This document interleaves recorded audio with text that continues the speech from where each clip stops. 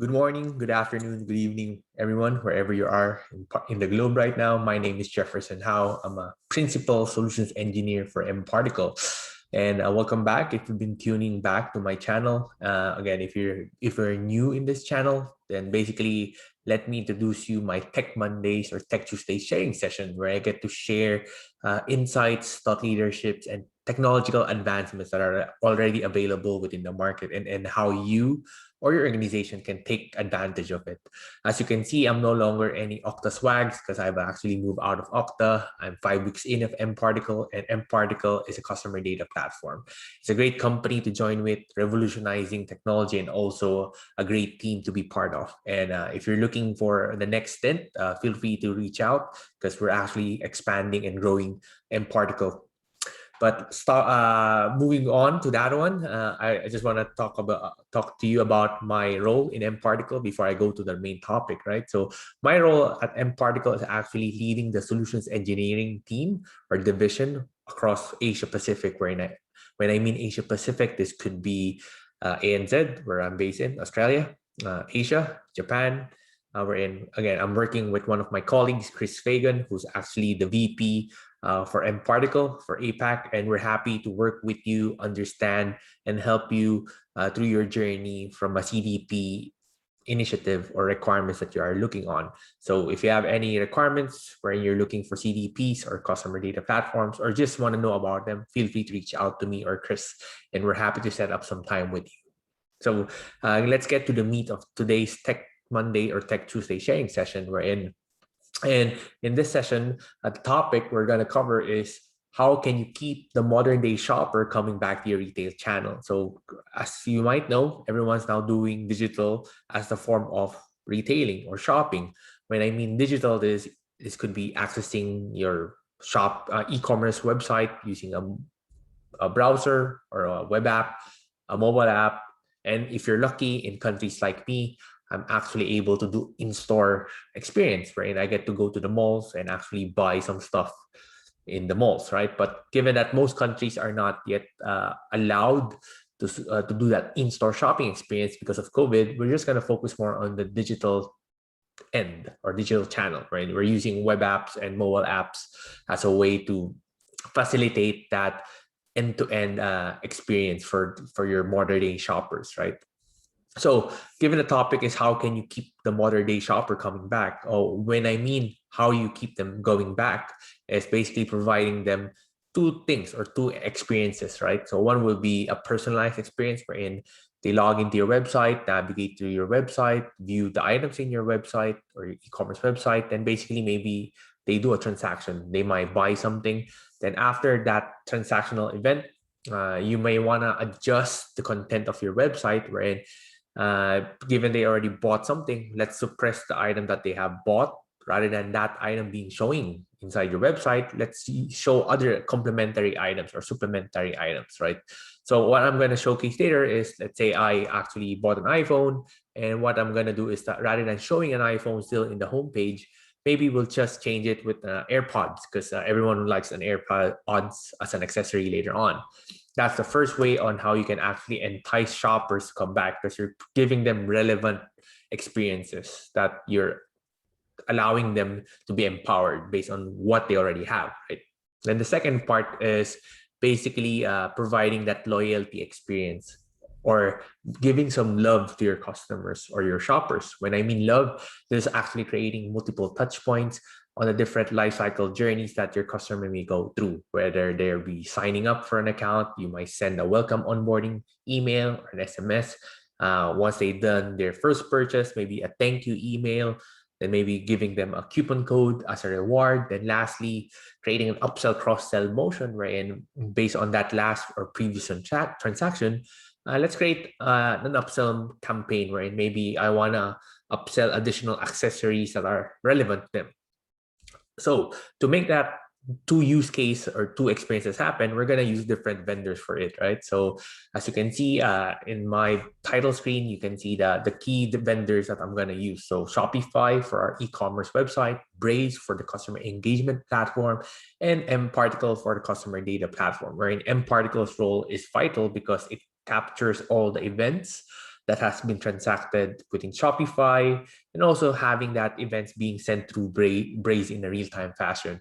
And we can actually extend this further if you want, wherein we can send the data down to your data warehouse such that you can analyze later on what's happening, what are the key things that your shoppers are looking at, what they're doing, and also maybe looking at feeding Braze campaign events back to mParticle, such that if your customer actually read an email, open an email, maybe you can use that as a metric to decide if you want to do win back campaigns, right?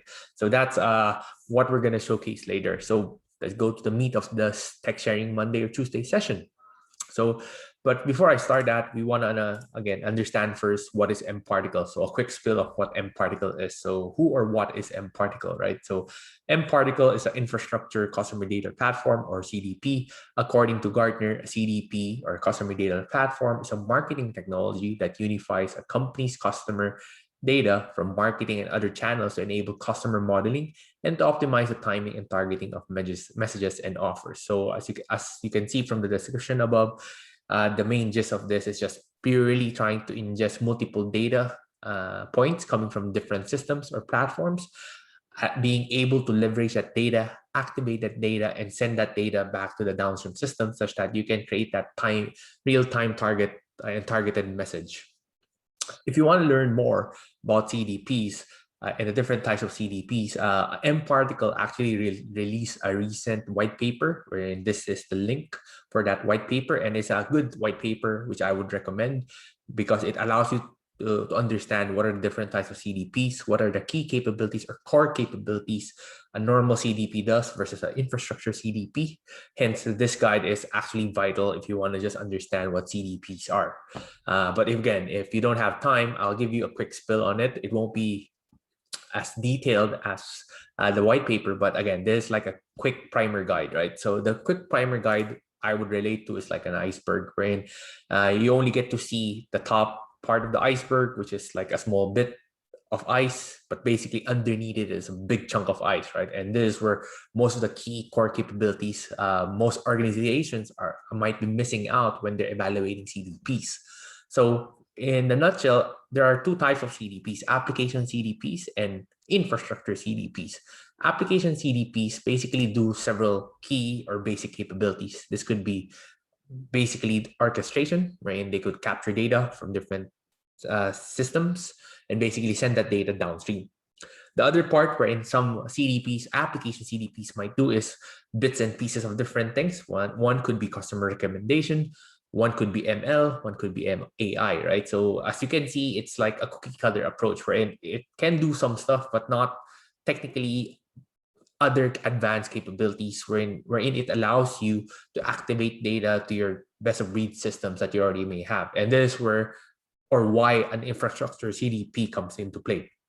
So mParticle is an infrastructure CDP, and what it can do is more than just like data orchestration, right? So one good example of a key capability of an infrastructure CDP is segmentation and activation. When I mean segmentation, is the ability to actually understand your data, define who are the different cohort types of your data, and actually use that data and segment them, whether through the form of audiences from a marketing terminology, or could be activating the data later on to downstream system, such that you can know which users are actually provided consent to marketing schemes, didn't provide consent, who actually recently purchased maybe an iPhone or an AirPod, or it could be as simple as who actually viewed a lot of view a certain product more than 10 times, right? So that's what we call segmentation and activation.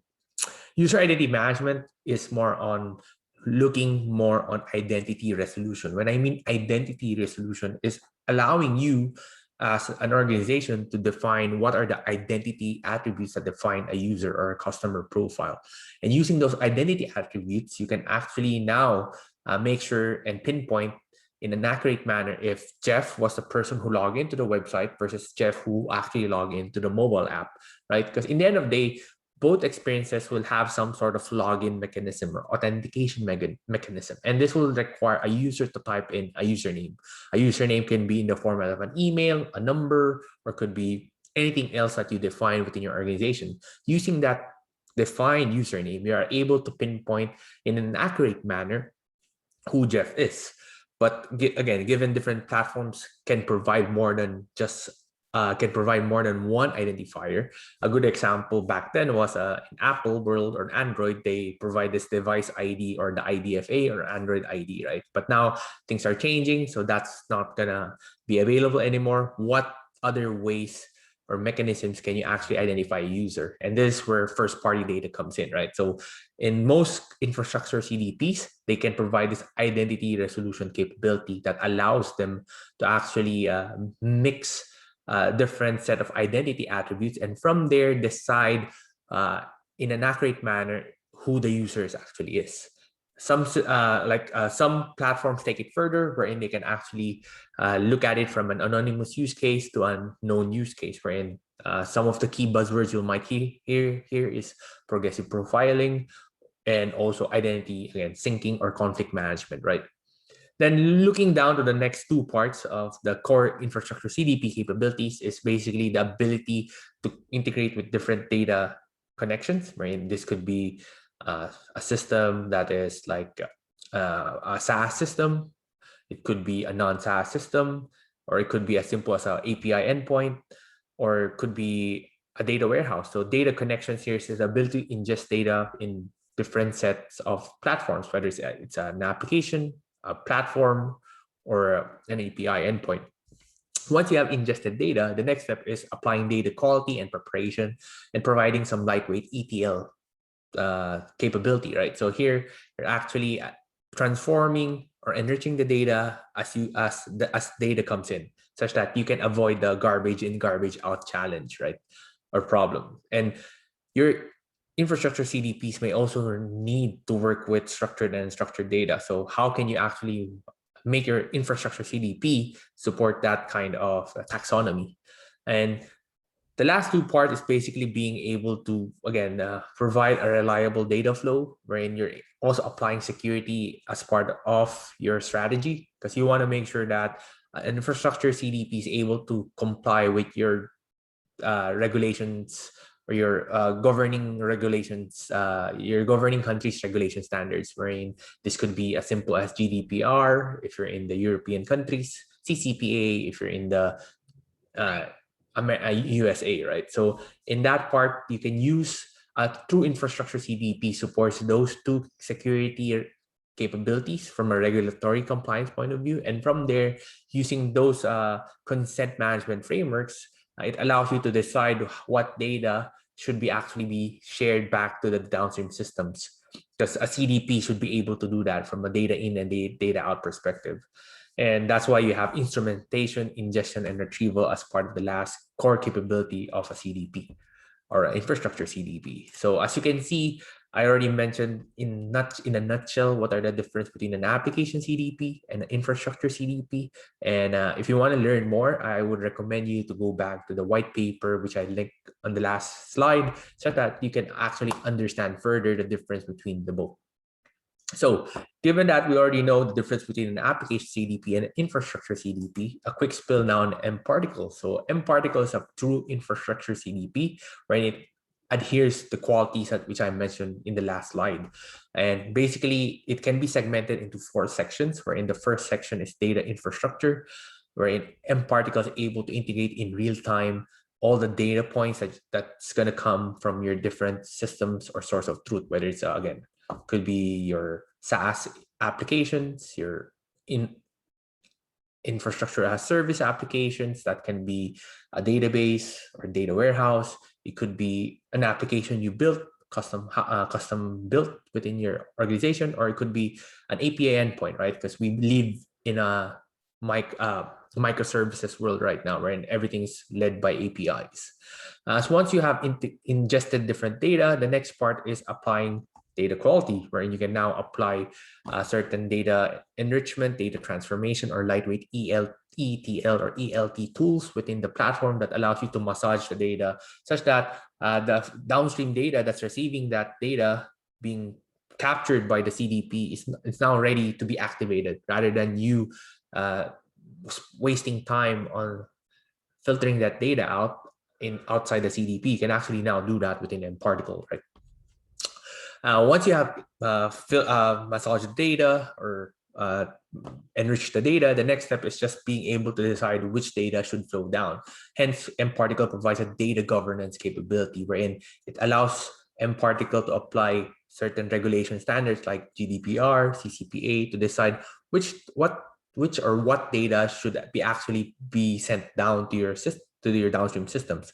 A good example here would be if a user provided consent, maybe based on his consent or her consent, the CDP would actually allow data point A, B, C to be shared, but not E and F, versus a person who didn't provide any consent, wherein no data could be actually shared, or maybe the minimal amount of data should be shared, right? So this is what mParticle provides.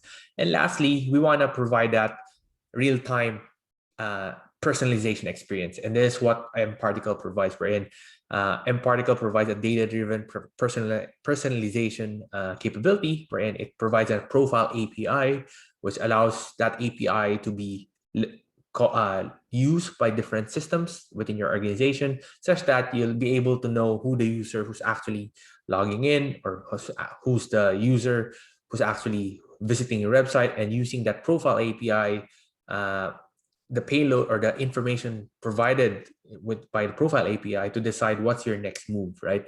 And here you create that stickiness and exceptional customer experience. So as you can see, these are the 4 platform components that mParticle provides, wherein it's a true infrastructure CDP.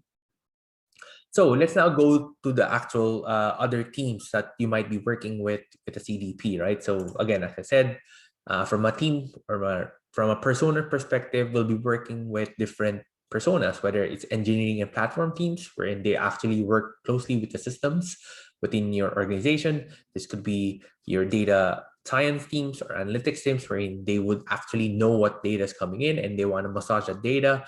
This could be your CISO, your CTOs or CIOs or DPOs from a governance perspective, because you want to adhere proper security regulation standards based on what data you're capturing and processing. And lastly, marketing and product teams, right? And they want to understand how your system is being used and how can you use that data to drive more richer experience. So in a CDP world, we will actually work with different teams. And again, if you're falling in one of these teams, we're happy to talk to you or set up some time with you such that we can actually explain to you in detail how we can provide more value to your organization from a CDP perspective.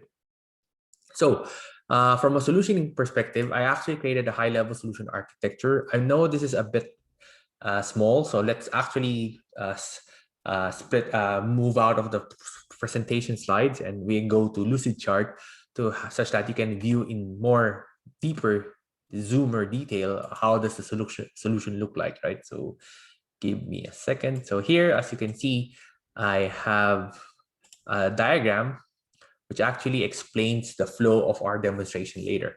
So our flow would be, it will start off with an e-commerce website powered by Shopify, wherein we will connect Shopify directly to mParticle using mParticle's pre-built integration with it. And that pre-built integration allows mParticle to ingest all the different events that Shopify creates or generates or transmits. This could be a customer creation event, a customer checkout event, a customer fulfillment event, and so forth. We understand you might have e-commerce web app or mobile app as well.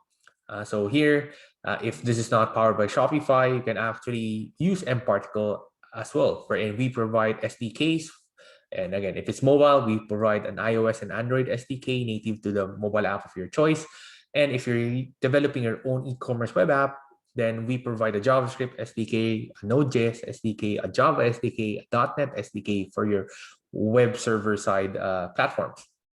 And lastly, if you're collecting information or ingesting information from APIs, we can actually connect with your APIs using the REST JSON format that mParticle provides.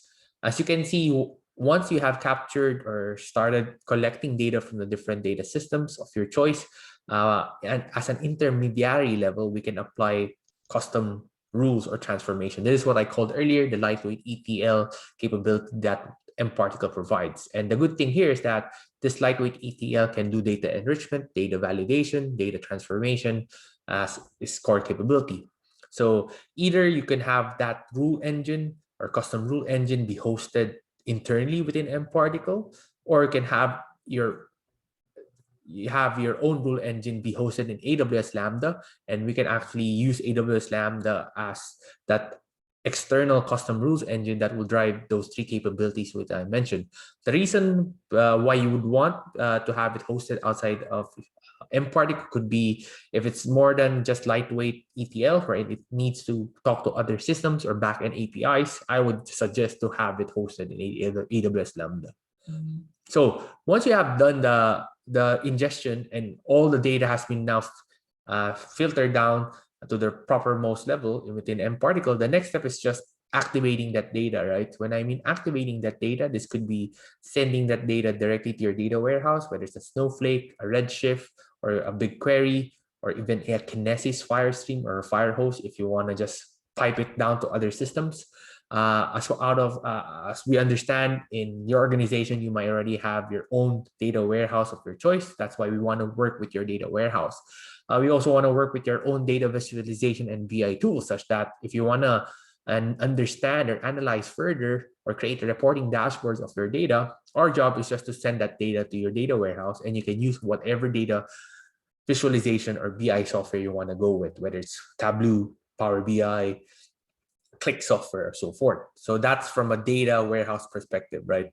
And from a customer engagement platform, we can actually integrate with different key providers like Braze, Airship, Branch, AppsFlyer. If it's a mobile app, or any, we can actually use the different data we already captured from your website, from your mobile site, from your backend APIs, and use that data to push that data down to this engagement platform, such that you can create that stickiness from an engagement point of view, whether it's sending email campaigns, SMS campaigns, or even push notifications to your app, right?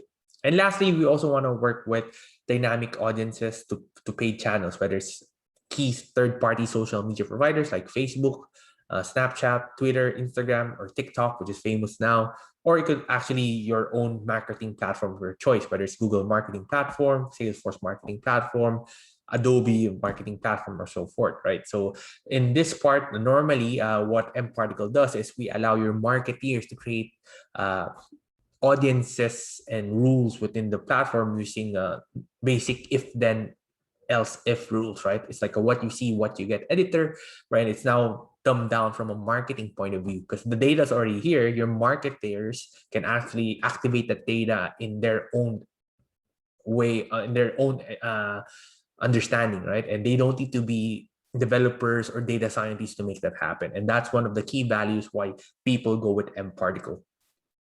And we understand that in your ecosystem, you might work with different other third-party systems, whether it's a custom integration. Hence, for this one, we actually provide a Firehose API, which we can pump all the data within that Firehose API and use a Firehose API to send that data out to your third-party custom integrated systems. If you want to use location awareness, we can work with Blue Dot or Radar. From an advanced privacy point of view, we can actually work with OneTrust as well, such that you can actually synchronize user consent state between OneTrust and mParticle, such that you can cover not only coarse grain, but also fine grain consent. From an A/B testing, we can work with Optimizely, right? It allows you to create a different test rules wherein how you would want to split your A/B testing.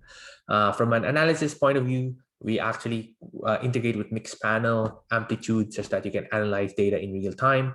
And if you want to work with us with a traditional tag managers, we actually work with Google Tag Managers as well.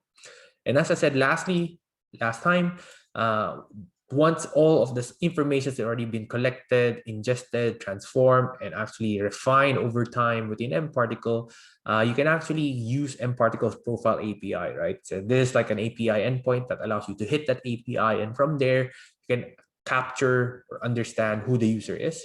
And from there, what additional information you can get is the user identities, whether it's a login done via email, login via Facebook ID, or could be IDFA if we're still using the previous approach in Apple or iOS. It could be user attributes. This could contain PII data and non-PII data, device, space, wherein this could contain the device attributes or information that we collected over time, consent state, what consent the user has provided, membership, audience membership. This is like being able to understand what a user is an audience of. This could be if the user actually has browsed a lot of iPhone products and iPad products, he might be an iPhone or part of the iPhone and iPad member audience, right? And lastly, attribution, wherein it shows where did the user came from and where did he or she went to. And the good thing with this API is a high performance profile API that's low latency and high throughput, such that from here you can use your that profile API to create custom tailored experience, such that you can make the modern day shopper always coming back to you, and your brand becomes a better brand as part of the process. So in a nutshell, this is how it would look like on if we're looking at a pure MarTech stack, where an mParticle is the center within that stack, right? But as for our demo, we're going to showcase Shopify integrating with mParticle, sending data to Braze for customer engagement, and I might show all the events that have been captured in Snowflake as part of your data warehousing data warehousing strategy later on.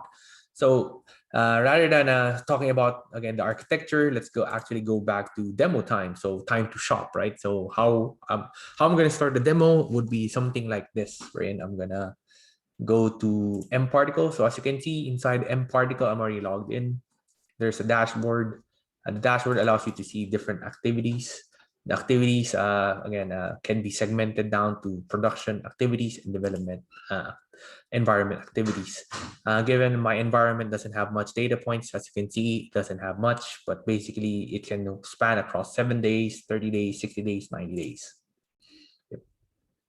It also shows like what are the different identity information that's being collected over time, and what are the active inputs and outputs. When I mean inputs, these are sources of systems that you have integrated with mParticle from an ingestion point of view, and outputs would be more of what are the systems mParticle integrated, such that mParticle forwards those data points that's been captured over time. One of the key value props of mParticle is that to onboard different systems is actually as a drag and point and click solution, right? So here you just need to search for the application that you're looking for. Example will be Shopify. I'll click Shopify, and from there, if you want to onboard Shopify, you just have to click the add button here, which I already added. Then from there, it would allow you to onboard Shopify as part of the process. Yep.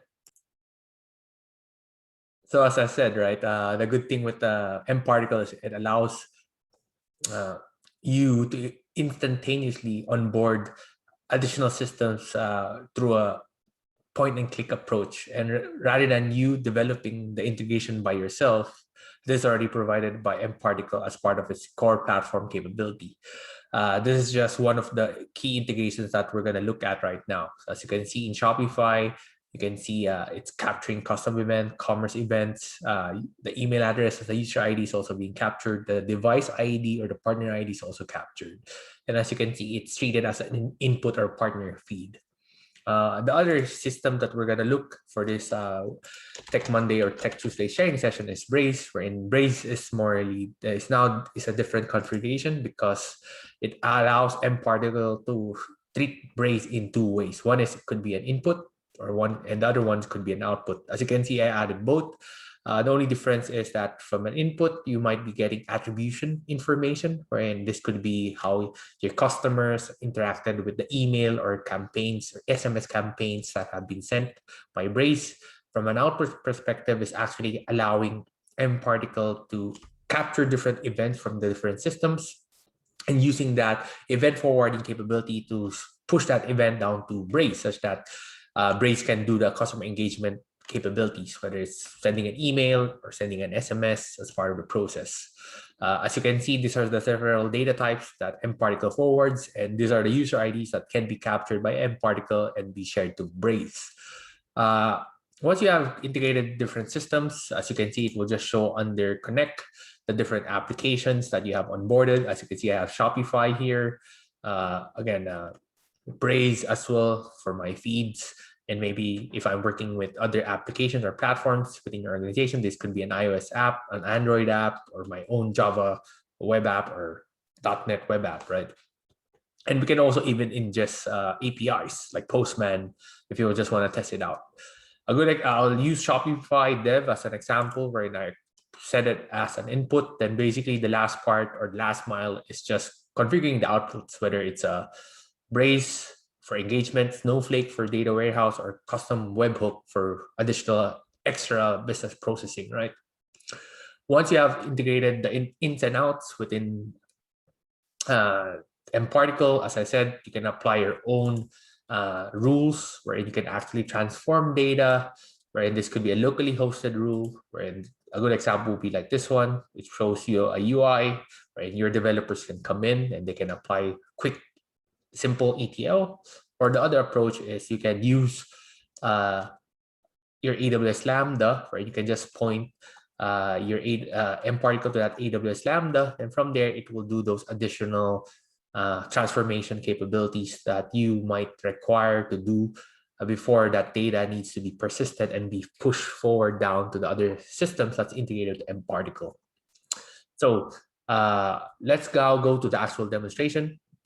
So what I'm going to do, one of the key advantages of mParticle is that it actually provides a live stream capability. And this live stream capability, let's just put it here on the side, shows in real time what's happening or what's being captured by the mParticle, whether it's, again, from your website, from your mobile app, or it could be from Shopify, right? So, okay. So right now, I'll go to this part where I can now configure the live stream event, whether it's an in and out or outbound. So let's go with in and out such that you can see the difference. I'll clear this out such that you can start from scratch. So here I already have Shopify integrated in my mParticle. So a good example would be like here. If I actually hit this one, this will generate an event in mParticle. As you can see, it started with a web application state transition event, wherein this is like me just navigating to the website. If I actually try to view certain products, whether it's an iPhone, this will actually create a screen view event. Yep, as you can see, iPhone. If I go back again, if I change the product to a different product like Apple TV, you should see another screen view event, which is for the Apple TV. Again, given that customer might be browsing your e-commerce website, they might be looking around your website, maybe adding something to the cart, or maybe just clicking as some items as part of their favorites, right? So you can capture all those events within mParticle such that you can create that enticing journey later on to your customers, wherein if they actually went to this product for more than 10 times, most likely they have a higher chance of converting or buying that product. So in order to go to that last mile or to extend that to the last mile, what you might do is maybe send them a promotional offer saying that if you buy now, if you actually want this product, we're going to give you a 15% discount. And basically most customers are willing to take that incentive offer such that they're able to buy it immediately before that 15% discount gets avoided, right? So here, let's try to make it simple. Let's say I'm a new customer, went out, go to my website, e-commerce website, and I decided it's time about to register. So I'll click register here. I'll type Sophie as the first name. Last name is Simpson. Zip code could be 2113. Birth date could be 05/05/1980. Just for you. Then here I'm going to use Sophie Simpson at mailinator.com. So here I'm going to consent to terms and privacy, meaning I'm allowing myself to actually be allowing to be subscribed to marketing emails. So once I click register, the expectation here is that this will trigger an event in Shopify. Given my Shopify is currently running on trial mode, I won't be able to do that. So I'm going to mock it using backend APIs, right? So here, what I'm going to do is actually generate 2 events, wherein the first event is actually me mocking the sign up event in Shopify. So once I click send in Postman, you should see a new event, which is a sign up event, as you can see. And this sign up event captures the different information that has been captured in the Shopify website, right? So a good example would be, this one. So as you can see, Sophia, first name, last name, Simpson, female. That was enriched maybe as part of the process. Mobile number, again, added as part of the process. And basically, as you can see here, all the information that you captured during the website are now available within the customer data platform of mParticle. So if you want to understand further that user, we can click this user activity icon and it will actually take you to that view of that user.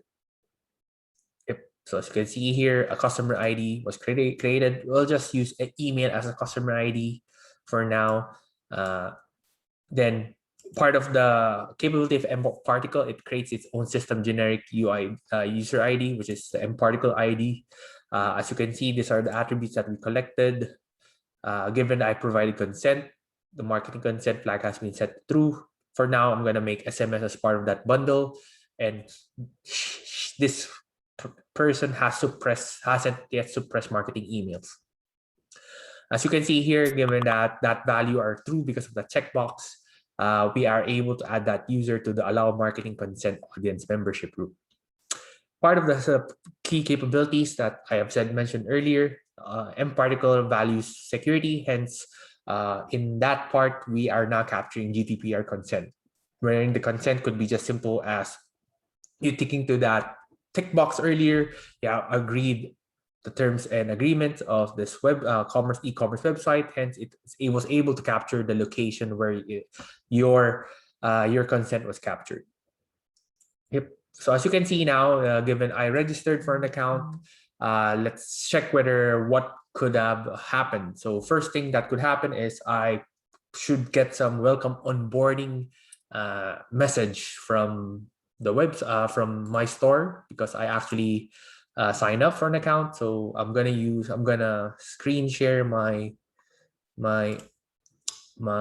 phone, right? I've connected Braze here to do that customer engagement, right? So in this part, as you can see, let's view phone screen mirroring, start now. So yep, as you can see, I'm here. So let's go to my, this one. So the first thing you'll see is that given Sophia just signed up for an account, she got a SMS campaign, which was triggered by Braze saying with a personalized message saying, "Hi Sophia, welcome to Quickie Mall." Given that Sophia also subscribed to email content, the expectation is that Sophia has received an welcome email from Braze as well, saying that, "Hello Sophia, welcome to Quickie Mall." And basically you can put your logo here. And that's all done through Braze, right? So how that happened is basically when mParticle was capturing that event earlier, if we go back to live stream, and in both inbound and outbound, as you can see, that event, the sign-up event, has been forwarded to Braze. And because Braze picked up the sign-up event, Braze was able to process that event and trigger customer engagement campaigns done through SMS and email. Let's say right now, given that Sophia has actually created an account, we also want to have Sophia be part of the Salesforce CRM as a contact, right? So what we can do is, I already have Salesforce already logged in. As you can see here in the Salesforce panel, I can see now Sophia Simpson now as a contact within the Shopify demo account. So here, using a CDP, you're able to orchestrate in real time those events such that whenever a user or a customer signs up, that event can be captured and be represented as a create contact event within your CRM. And this CRM is what I'm using is just Salesforce. It could be your HubSpot or CRM of your choice, right? So now let's go back to the website. Let's say, again, after Sophia has registered, she decided, I want to purchase this iPhone. So maybe I'll add cart the iPhone. As you can see, that created a cart, 2 items on the cart already. So I've been playing around. Let's say I'm going to continue shopping or check out. As I said earlier, my Shopify is still running on free trial, hence I won't be able to create checkout events. But we're gonna mock that using a event again using Postman, right? I'm gonna use the same event that Shopify sends, but here I'm just gonna mock it using Postman. So I'm gonna click the send event here, which now should have generated a new e-commerce event in mParticle. So as you can see here, if I actually open this one, a new e-commerce event has been captured, and this e-commerce event created an event that has been forwarded to Braze, Snowflake, and the webhook. So what this e-commerce event does is basically saying that I've actually purchased an iPhone as part of that checkout process. So what will happen now is that given that Sophia made a proper purchase, the expectation is that Sophia should get a thank you email saying that thank you for purchasing, and maybe later on, maybe we want to trigger an upsell process, right? Which I'm gonna manually trigger in Braze. So what will happen now is that given Sophia has fully registered again to marketing consent, Sophia should get SMS campaign that will be delivered in the next few seconds, saying wherein she will get a thank you SMS and an actual email saying thanking her for her latest purchase done through the Quickie Mall. Yep. This will just while we're waiting for that one. What you can also do is that we can check Braze how those things are actually configured, right? So to see that further, what we can do is, yep, give me a second. We'll log into Braze. So to show that in Braze how the campaign was triggered, basically I created multiple canvases, wherein the first canvas was the welcome campaign. Then the other campaign could be the Shopify correspondence campaign, wherein this is actually gonna trigger when a user buys something, we wanna create that thank you email, right? So to create that canvas is actually simple, wherein you actually just need to select the schedule of the canvas. So here we want to trigger the canvas immediately when a certain event happened, and the event could be the e-commerce checkout event. The audience here is everyone who's a valid user who actually hasn't suppressed marketing emails yet. The controls is basically just saying who can be part of this canvas. For now, we're just going to say that once you're inside this canvas, you're not able to come in again in a later time. The next step is just saying what are the events or the campaigns that's going to be triggered within the customer engagement platform. The first thing was the email comms. And the second event, once that's done, is the SMS comms.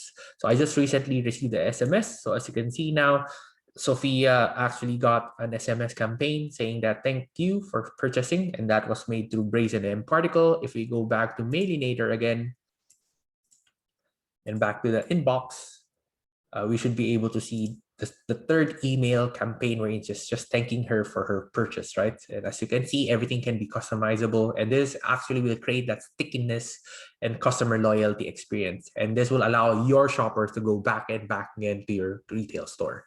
So once that's done, given Sophia actually, let's say, has done the purchase, what we want to do is do a cross-sell, upsell motion. And to do that motion, this can be done in two ways. One is using the personalized API. One approach is, let's say, when Sophia tries to come back to the website, rather than seeing that iPhone as a featured collection, now we can see the Apple AirPods Pro as the main collection of the being shown to her. And this is how we provide that personalized feeling to Sophia, wherein based on certain events or transaction that he or she has done, that will actually generate dynamic events that your website can use to trigger that personalized feeling.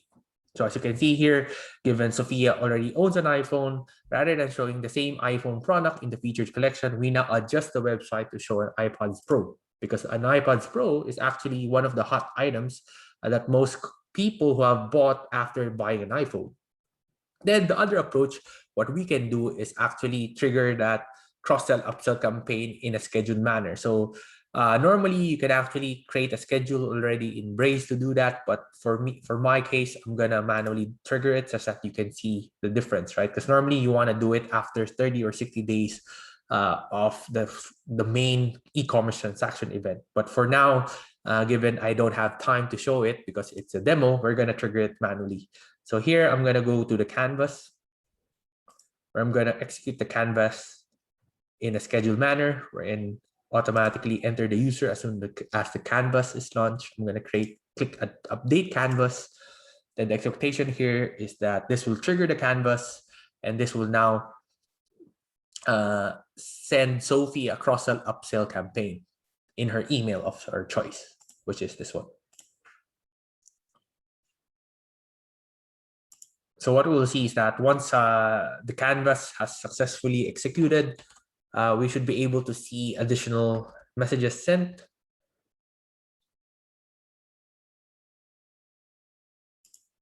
Yep, as you can see now, it just came in, 3 messages sent. And normally this will be done 30 or 60 days after the main purchase, but maybe here you're enticing the customer saying that, hey, I just found out you recently purchased an iPhone.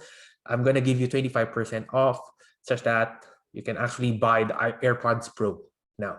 And as you can see, this creates that stickiness and customer loyalty, because you know what they're doing, what they have done, and basically enticing them by rewarding them, again, a discount code, such that they can use that discount code to make that next purchase. And basically the cycle continues until you decide when to end it, right? Then from an analytics point of view, if you just want to understand what your users are doing over time, again, you can push all the events down to Snowflake. So right now I'm going to run a query. This will actually get all the events that have been captured by the CDP and forwarded into your data warehouse, such that if you want to apply your AI or ML capability, you can actually use Snowflake as the destination target of those data, or those data points that have been captured from different systems of truth. And from there, you can provide a more higher level of deeper level of understanding of your users' interactions with your website. So with what's nice about mParticle, the integration with Snowflake is actually a pre-built integration. As you can see, we can actually send all the events, whether it's an event attribute, a user attributes, and so forth, or even the event name, right? So there's one way you can use this information to decide your next move. So as you can see, in summary, what I've shown you is an integration between mParticle with, let's go back to the diagram, with Shopify as a feed, Braze as a customer engagement platform, Snowflake as your data warehouse, and creating that stickiness either via SMS or email, when you're able to provide and provide touch points, key touch points to your customers, wherever what their journey is within your e-commerce website. I hope you find this Tech Monday or Tech Tuesday sharing session useful. If you have any requests, feel free to reach out. I'm happy to take in requests. And again, the next episode could be a different use case in a different industry. And I'm open for any suggestions. Thank you. And again, stay safe and take care till the next episode. Thank you.